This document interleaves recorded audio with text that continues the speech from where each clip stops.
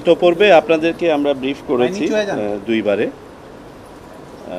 যখন রাজনৈতিক দল এবং প্রার্থীদের আচরণ বিধিমালা সংশোধনী প্রস্তাব করা হয়, সেটাও সংশ্লিষ্ট কমিশন সভার পরে আপনাদেরকে জানানো হয়েছিল এবং পরবর্তীতে গণপ্রতিনিধিত্ব আদেশের সংশোধনী নিয়ে যখন আমরা সিদ্ধান্ত নিয়েছি সেটাও জানানো হয়েছে। সুতরাং আজকে এটা অনেকটা রিপিটেশনই বলতে পারেন। আমরা এটাকে চূড়ান্ত করে মন্ত্রণালয়ে আমাদের ড্রাফটটি পাঠিয়েছি।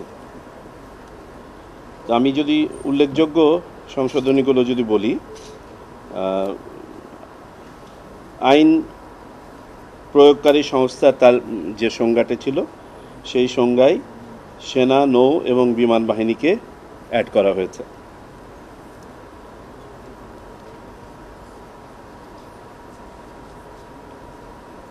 বিভিন্ন পোলিং স্টেশনের যে তালিকা, সেই তালিকাটা মাঝখানে আর ইলেকশন কমিশনের কাছে ছিল না, এটাকে ফেরত আনা হয়েছে। পোলিং স্টেশনের তালিকাটা এখন থেকে জেলা নির্বাচন কর্মকর্তা এটা তৈরি করবেন এবং কমিশন কর্তৃক এটা অ্যাপ্রুভড হবে। পরবর্তী উল্লেখযোগ্য বিষয় ছিল যে আদালত কর্তৃক কাউকে যদি ফেরারি ঘোষণা করা হয়, তারা নির্বাচনে অংশ নিতে পারবেন না। এটা একটা নতুন এডিশন 12 ধারায়। 12 ধারায় আর একটা এডিশন করা হয়েছে যে যারা আপনার অফিস অফ প্রফিট হোল্ড করেন, লাভজনক অফিস যারা হোল্ড করেন, সেখানে একটা ক্লজ অ্যাড করা হয়েছে যে তিনি যদি আপনার কোনো অফিস হোল্ড করেন যেটা গভর্নমেন্ট অর্গানাইজেশন, যেখানে সরকারের শতকরা 50% বেশি শেয়ার আছে, এই ধরনের কোনো অফিসের যদি তিনি কোনো এক্সিকিউটিভ হন। 12 ধারা আর একটা জিনিস অ্যাড করা হয়েছে যে যারা প্রার্থী হতে চাইবেন তাদেরকে তাদের সেই সংশ্লিষ্ট কনস্টিটিউয়েন্সির কোনো শিক্ষা প্রতিষ্ঠানের গভর্নিং বডিতে থাকা যাবে না, চেয়ার হিসাবে বা সদস্য হিসেবে।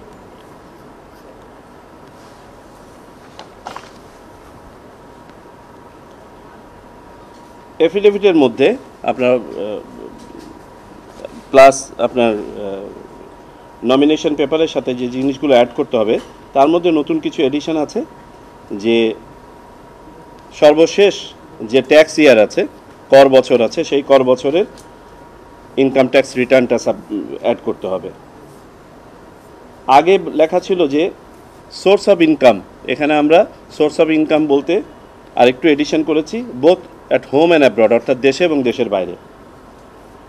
একইভাবে স্টেটমেন্ট অফ প্রপার্টি এবং ডেট, অর্থাৎ সম্পদ এবং তার দেনার যে ছিল বর্ণনা ছিল সংশ্লিষ্ট প্রার্থীর, এটাও দেশে এবং দেশের বাইরের কথাটা অ্যাড করা হয়েছে।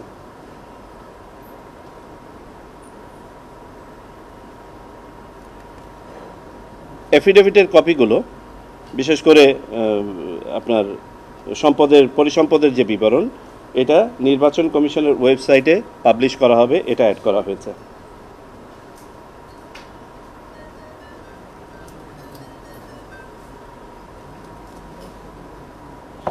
যদি কোনো প্রার্থী তার হলফনামায় কোনো মিথ্যা তথ্য দিয়ে থাকেন বা এটা যদি প্রতীয়মান হয় নির্বাচন কমিশনের কাছে স্বপ্রণোদিতভাবে বা কোনো প্রতিবেদনের ভিত্তিতে বা রিপোর্টের ভিত্তিতে, তাহলে নির্বাচন কমিশন সেটা তদন্ত করে ব্যবস্থা নিতে পারবে এবং যে অফিসের জন্য তিনি নির্বাচিত হচ্ছেন, অর্থাৎ 5 বছর সময়কালের মধ্যে যে কোনো সময় সংশ্লিষ্ট ব্যক্তিকে রিকল করা যাবে, এমনকি তার প্রার্থিতাও চলে যাবে এবং তিনি সংসদ সদস্য পদ হারাবেন।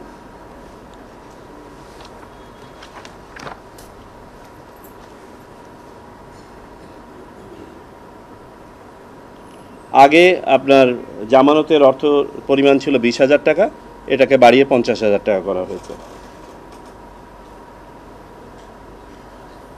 আগে যেমন শুধুমাত্র ক্যান্ডিডেট বা ব্যাংক অ্যাপিল করতে পারতেন, নির্বাচন কমিশনের প্রাথমিক আপনার স্ক্রুটিনির পরে, বাছাইয়ের পরে শুধুমাত্র ব্যাংক এবং ক্যান্ডিডেট করতে পারতেন, আমরা এটার সাথে অ্যাড করেছি any financial or service providing organisation of the government, সরকারের অন্য যে কোনো সংস্থাও যারা মনে করেন যে না তারাও ব্যক্তির কাছে পাবেন এবং এই কথাটা উঠে আসে নাই, তাহলে তারা অ্যাপিল করতে পারবেন।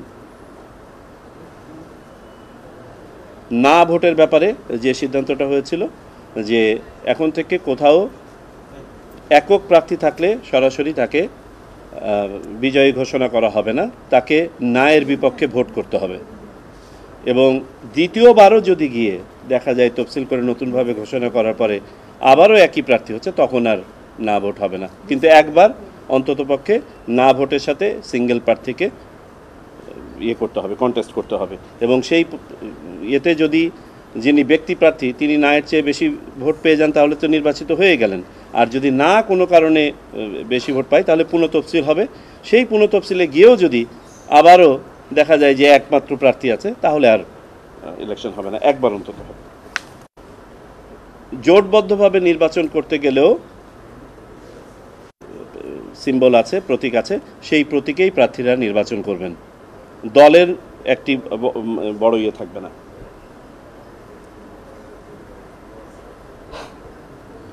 ইলেকশন এজেন্ট হিসাবে, নির্বাচনী এজেন্ট, পোলিং এজেন্ট না, নির্বাচনী এজেন্ট হিসাবে যাকে নির্বাচন করা হয় তাকেও সংশ্লিষ্ট কনস্টিটিউয়েন্সিরই একজন ভোটার হতে হবে। এটা আগে ছিল না।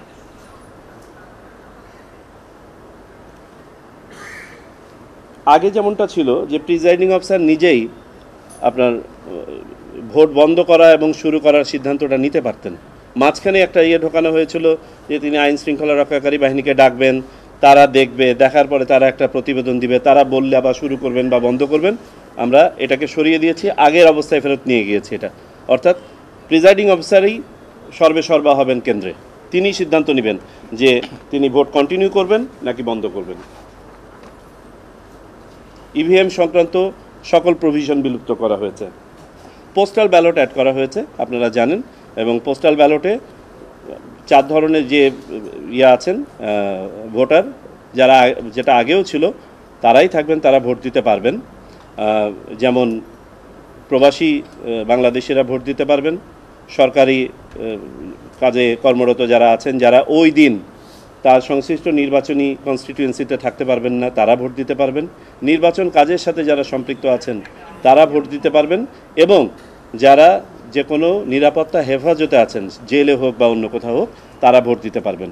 এখন আগে আমরা সমস্যা যেটা দেখেছিলাম যে এই ভোটটা দিতে পারতেন না ওনার সময়ের অভাবে, তো সেটাও আপনাদেরকে ব্রিফ করেছি। আমরা একটা নতুন মোডালিটি অ্যাডপ্ট করেছি। আজকে শুধুমাত্র এটাই বলি যে তারা ভোট দিতে পারবেন, এবং এটার জন্য যে ব্যালটটা হবে সেই ব্যালটটা হবে আপনার সিম্বল ব্যালট, যেখানে নামগুলো থাকবে না।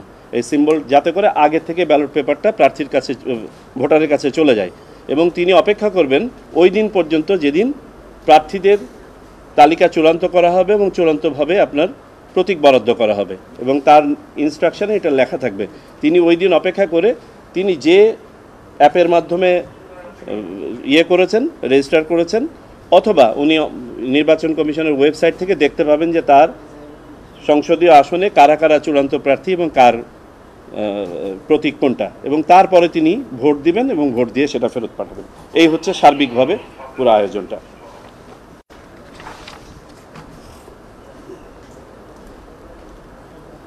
মিডিয়ার ব্যক্তিত্বরা অর্থাৎ মিডিয়া পার্সোনালরা ভোট কাউন্টিংয়ের সময় ভোট কেন্দ্রের মধ্যে থাকতে পারবেন, যেমনটা আপনাদেরকে আগে বলেছিলাম। তবে একই শর্ত সবার জন্য প্রযোজ্য যে ভোট কাউন্টিংয়ের শুরু থেকে শেষ পর্যন্ত তাদেরকে সেই থাকতে হবে।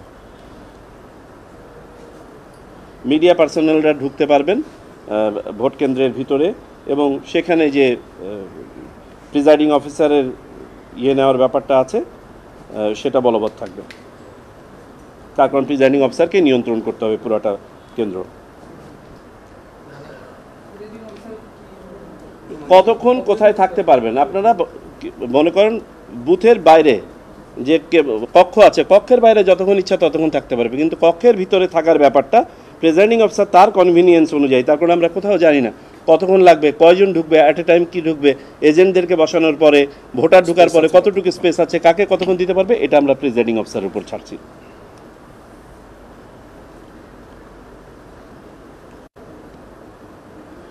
একটা প্রভিশন ছিল না, এটা আরও ক্লিয়ার করে দেওয়া হয়েছে যে যারা যারা ভোট কেন্দ্রের ভিতরে থাকতে পারেন তার বাইরে যে কোনো ব্যক্তি, সে ক্যান্ডিডেট হোক, এজেন্ট হোক, বা কোনো নেতা বা রাজনৈতিক কর্মী হোক, অর এনি আদার পারসন, চাইলেই ভোট কেন্দ্রের ভিতরে ঘোরাফেরা করতে পারবেন না। তারা যেতে পারবেন, যারা যারা অথরাইজ আছে তারা যেতে পারবেন, কিন্তু ওই যে ভোট কেন্দ্রে দেখার পরে বাইরে গিয়ে জটলা পাকায় বিভিন্ন ধরনের ইয়ে করা, এটা হবে না।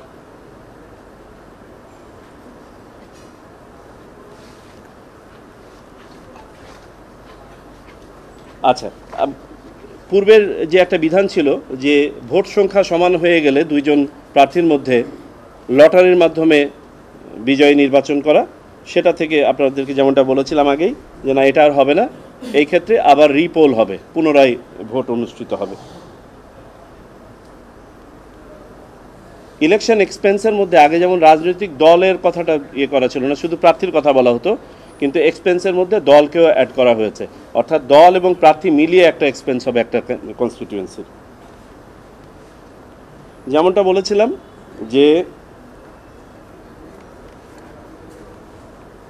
একটা পরিবর্তন হয়েছে গত ব্রিফিং থেকে, আপনাদেরকে যেটা বলছি এটা পরবর্তীতে বিভিন্ন ধরনের আমরা গবেষণার পরে এটা করেছি, যে আমাদের যেটা ছিল 25 লক্ষ টাকা একটা সিলিং ছিল। একটা রাজনৈতিক দলের প্রার্থী তার ভোটের জন্য সর্বোচ্চ 25 লক্ষ টাকা ব্যয় করতে পারতেন। আর পরিপত্রের মাধ্যমে বলা হতো যে 10 টাকা পার ভোটার অথবা 25 লক্ষ, হুইচ এভার ইজ লোয়ার।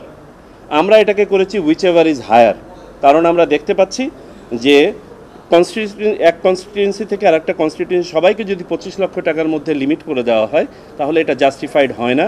কারণ অনেকের ভৌগোলিক কারণে হোক, যাতায়াতের কারণে হোক, ভোট সংখ্যার কারণে হোক, অনেক বেশি চলাচল করতে হয়। তো এই ক্ষেত্রে একটা ফ্লেক্সিবিলিটি দেওয়া হয়েছে, অর্থাৎ যে কনস্টিটিউয়েন্সিতে যত ভোটার, এর হয় 10 টাকা পার ভোটার হারে অথবা 25 লক্ষ, যেটা সর্বোচ্চ সেটা করতে পারবেন। এখানে একটা ফ্লেক্সিবিলিটি অ্যাড করা হয়েছে। পোস্টার বাতিল করা হয়েছে, যেটা আপনারা